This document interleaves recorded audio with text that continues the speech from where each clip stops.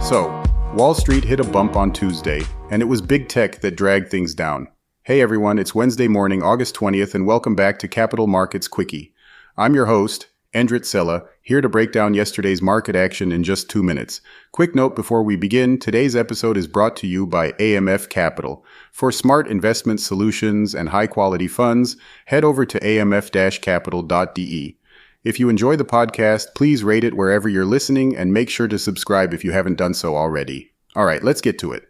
The Dow basically ended the day flat, but the Standard & Poor's 500 slipped about 0.7%, and the Nasdaq had the roughest ride, dropping around 1.5%.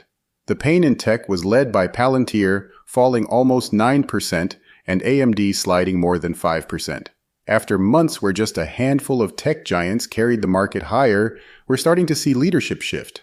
More traditional areas like healthcare, home builders, and even small and mid-cap names have been doing a lot of the heavy lifting this summer. On Tuesday, though, the bright spots came from the defensive side. Real estate, consumer staples, utilities, and healthcare all stood out as investors looked for safety. Earnings season is also rolling on. Home Depot kicked things off for retail, missing estimates slightly but still closing up about 3% after showing growth in same-store sales. That was a sign that the long slump in housing might be easing. Coming up, Target reports today and Walmart follows tomorrow. Together, they'll give a good read on how consumers are holding up, especially with new tariffs now in place.